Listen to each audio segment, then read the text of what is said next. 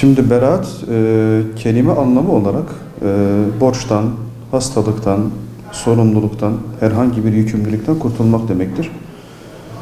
Tabi din dilinde yani İslami ıstilahtaki manası ise hatalardan, günahlardan, noksanlıklardan arınmak, Cenab-ı Allah'ın affına, rahmetine nail olmak, Cenab-ı Allah katında beraat etmek, temize çıkmak demektir. Beraat bu anlama geliyor. Tabi Hz. Peygamber sallallahu aleyhi ve sellemin hadis-i şeriflerinde bu gecenin yani Şaban-ı Şerif ayının 14. gününü 15. gününe bağlayan gecenin mübarek bir gece olduğu bizlere bildiriliyor. Hz. Peygamber sallallahu aleyhi ve sellem 3 ayların içerisinde ibadetlerini artırırdı. Özellikle Şaban ayında artırırdı. Ve Şaban ayının içerisinde de Hazreti Peygamber Berat ayını bizlere özellikle o geceyi ihya etmemiz noktasında bizlere mesajları var. Bu gece Cenab-ı Allah'ın rahmetinin, mağfiretinin, lütfunun çok bol bir şekilde üzerimize yağdığı bir gece. Yani sadece Berat gecesi değil aslında. Elhamdülillah idrak ettik. Miraç gecesi var. Kadir gecemizi inşallah idrak ederiz. Bu gibi geceler aslında hani karanlık bir geceyi düşünün. Karanlık bir gecede yıldızların gökyüzünü aydınlatması gibi bu geceler de kararan gönüllerimizi, kararan kalplerimizi aydınlatan gecelerdir. Bu geceler, bu mübarek geceler, Berat gecesi kendimize gelmenin, kendimize hesaba çekmenin, kulluğun acziyetini idrak ederek uluhiyetin, Cenab-ı Allah'ın azametine sığınmanın vaktidir.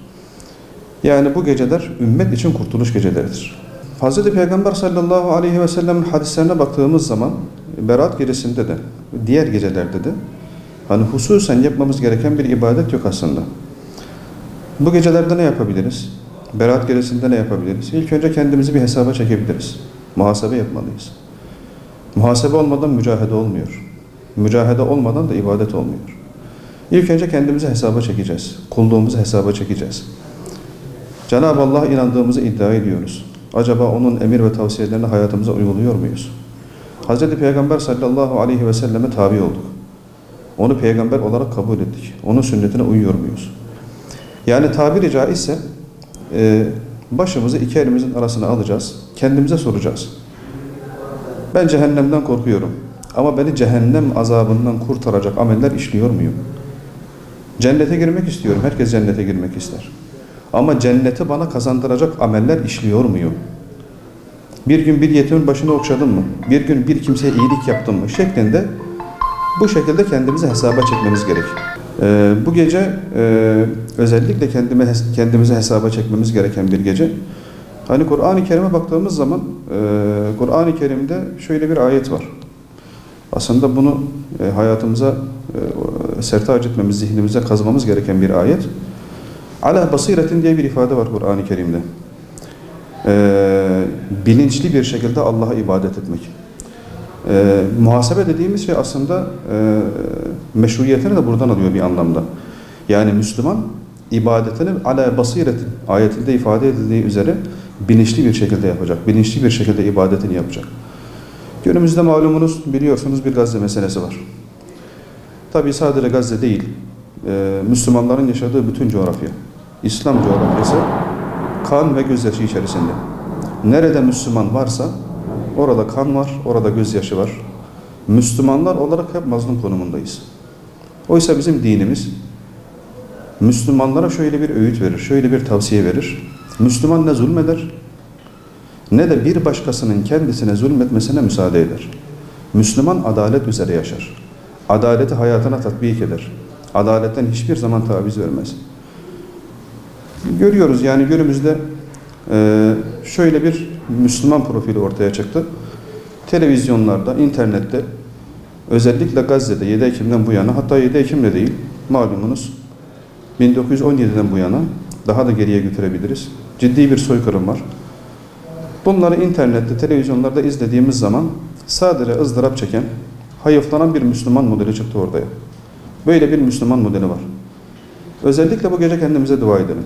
Yani bunu özellikle söylüyorum, ifade ediyorum, üstüne basarak, altını çizerek söylüyorum. Rabbimize şöyle dua edelim.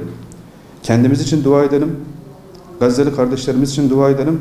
Sadece hayıflanan, ızdırap çeken, kendi yerinde eleştiren Müslüman olmaktan çıkıp, Müzzemmil suresinde ifade edildiği gibi kıyam eden, cihad eden, İslam ahkamının yeryüzüne hakim olması için, Allah'ın kanunlarının yeryüzüne hakim olması için mücadele eden Müslüman olmak için Cenab-ı Allah'a dua edelim.